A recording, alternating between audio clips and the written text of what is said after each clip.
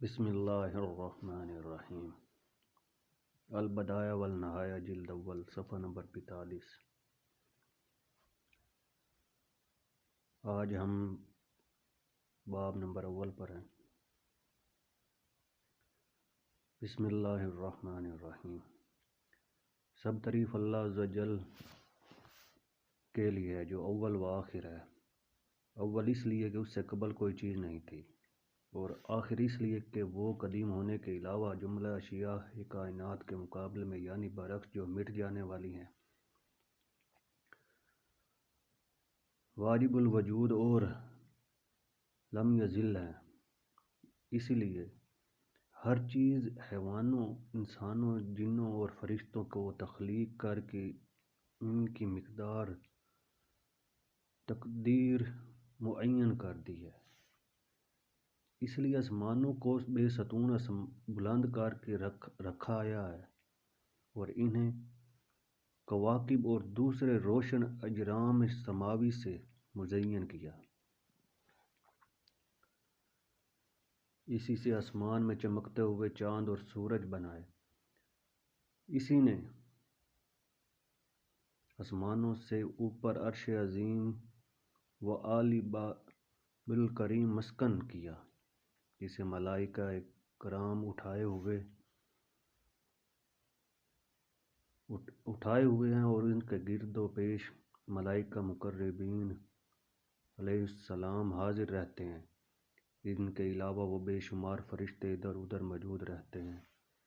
نیز ایسے 70,000 فرشتے اور ہیں جو اس آسمان تک پہنچ کر لوٹتے نہیں، اور دوسرے فرشتوں کی طرح اللہ تعالیٰ کی تسبیح و تحلیل میں مصروف رہتے ہیں۔ اللہ تعالیٰ ہی سے دوسری مخلوقات عالم کے لیے پانی پر زمین کو ٹھہرایا اور دوسرے پہاڑوں سے مسکن کیا، اور اسے پہاڑوں سے مسکن کیا اور زمین میں پانی سے مخلوقات کے لیے رزق پیدا کیا۔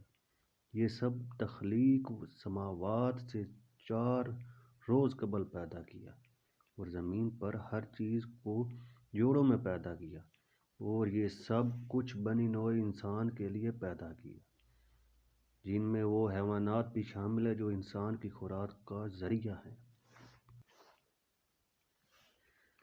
اللہ تعالیٰ ہی نے انسان کو مٹی سے تخلیق کیا، پھر اسے مادہ معنویہ سے درجہ بدرجہ گوشت پوشت اور ہڈیوں میں تبدیل کر کے انسانی شکل بخشی۔ نیز اسے سماعت و بصارت عطا فرمائی، ہر طرح مکمل فرمایا، اور اس کی زندگی کے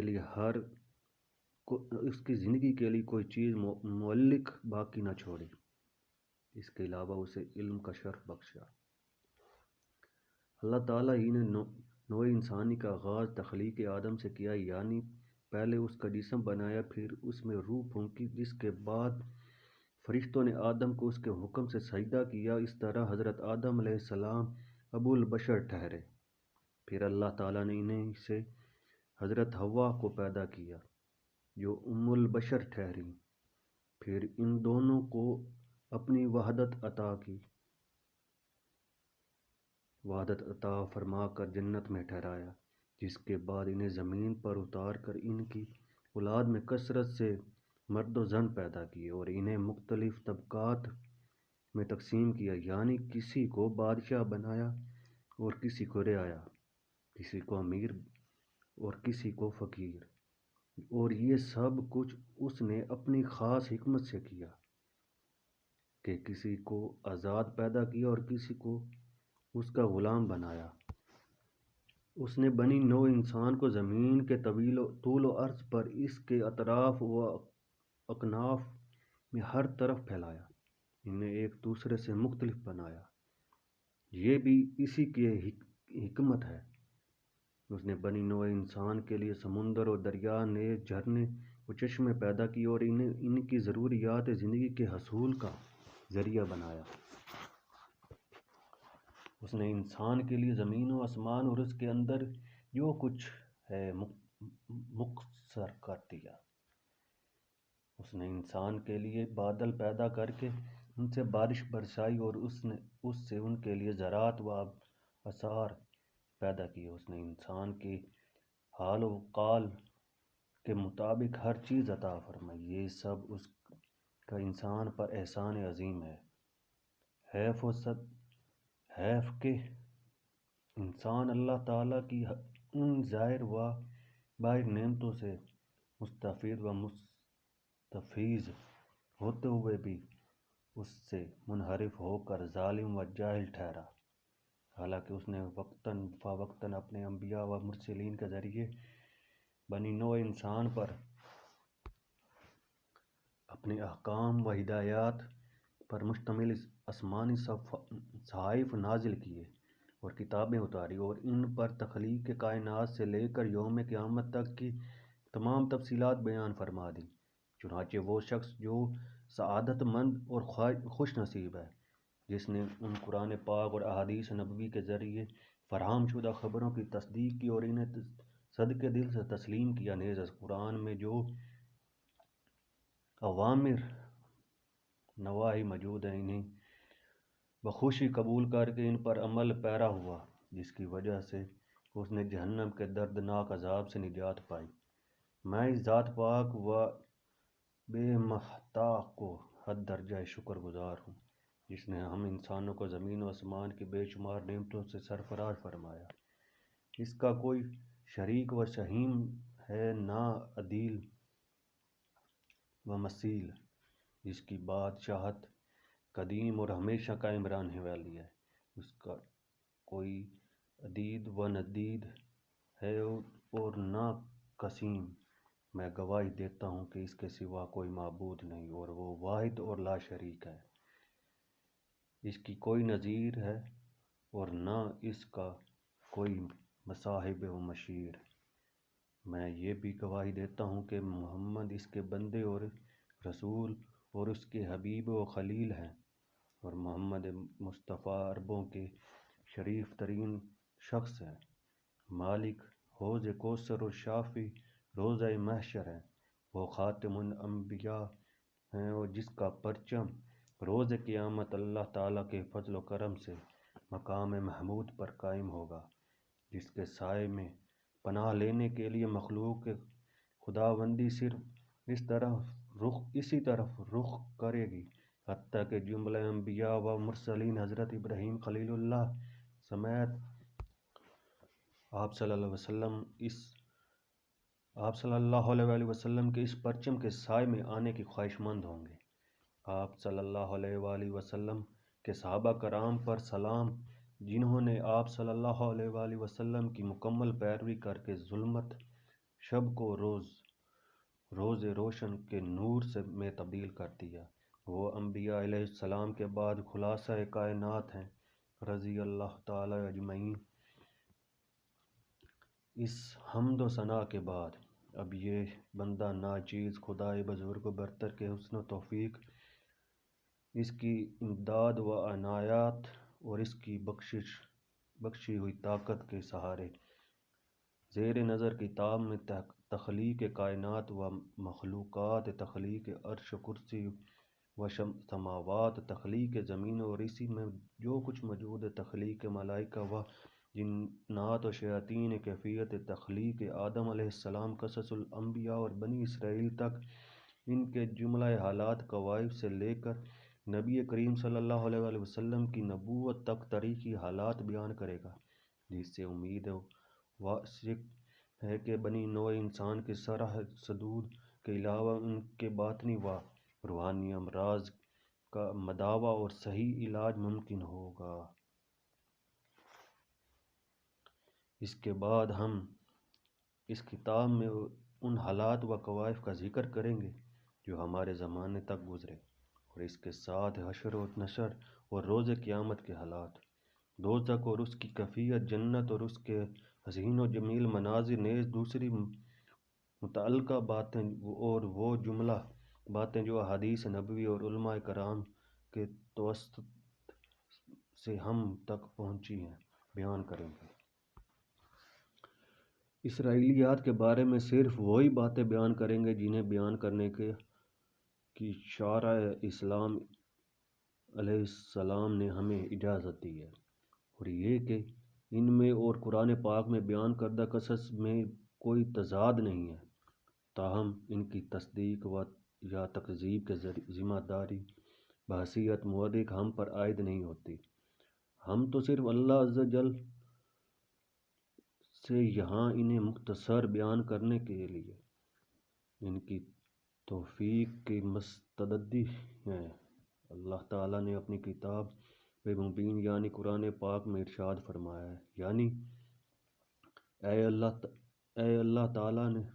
اللہ تعالیٰ نے قرآن پاک میں اپنے نبی علیہ السلام کے لیے ازمنۂ ما سبق اپنے اولیاء دعا کا ذکر فرمایا، یعنی لیکن اسی حد تک جو آپ کی امت کے لیے بھی کافی اور وافی و شافی ہو۔ بہرحال آپ سے ہم تک جو کچھ پہنچا ہے اسے ہی بیان کرنے پر ہم نے اکتفا کیا ہے، اور وہی بیان کیا ہے جو امت مسلمہ اور بنی نوع انسان کے مفید مطلب ہو۔ البتہ ہم نے ان بیانات کو اس کتاب میں شامل کرنے سے اعتراض کیا ہے جن میں علماء و مورخین سے سہو غلطیاں سرزد ہوئی ہیں، یا ان میں اکثر و بیشتر باہمی اختلافات ہیں۔ حضرت صلی اللہ علیہ وسلم کی ایک حدیث جسے امام بخاری رحمۃ اللہ علیہ نے اپنی کتاب صحیح بخاری میں درج کیا ہے، یہ ہے ترجمہ: میری بیان کردہ ایک آیت ہی کیوں نہ دوسروں تک پہنچا دو۔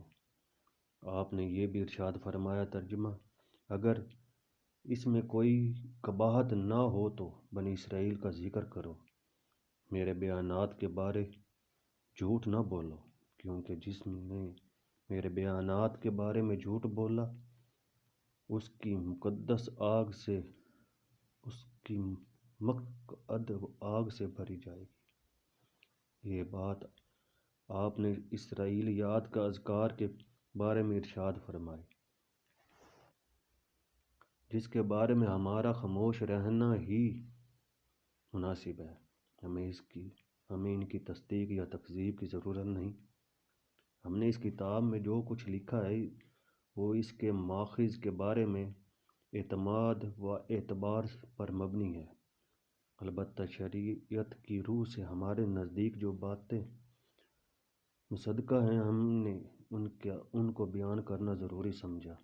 اللہ تعالیٰ نے ہمیں جو رسول بخشا وہ سب رسولوں سے برتر ہے، اور اس پر جو کتاب نازل فرمائی وہ سب کتب آسمانی سے برتر و افضل ہے، کیونکہ دوسری تمام کتب آسمانی میں تحریف و تغییر، غلط ملت اور تبدیلیاں، نیز تنسیخ اور اضافے ہو چکے ہیں۔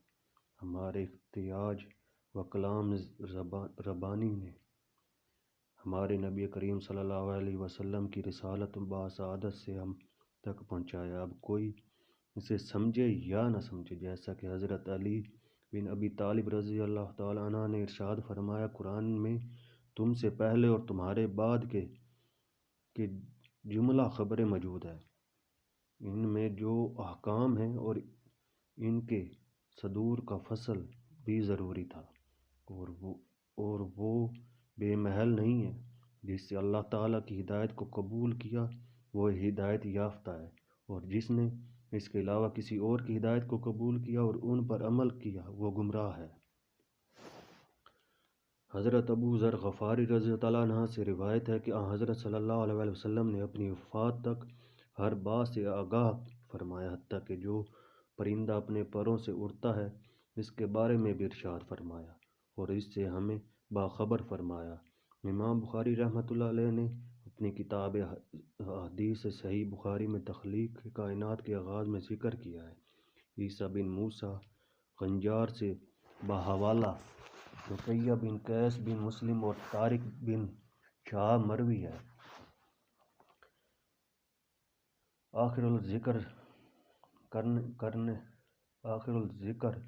نے انہیں بتایا کہ ایک روز جب رسول اللہ صلی اللہ علیہ وسلم ہم لوگوں کے ساتھ کھڑے تھے تو آپ صلی اللہ علیہ وسلم نے تخلیق کائنات سے لے کر اہل جنت کے جنت میں داخل ہونے اور دوزخیوں کے دوزخ میں داخل ہونے تک تمام کوائف ہم سے بیان فرمائے۔ بہرحال جس نے انہیں یاد رکھا اور جس نے انہیں بھلا دیا۔ یہ روایت ابو مسعود مشکی اور امام بخاری رحمۃ اللہ علیہ نے بھی بیان کیا ہے۔ جس نے بھلا دیا بھلا دیا۔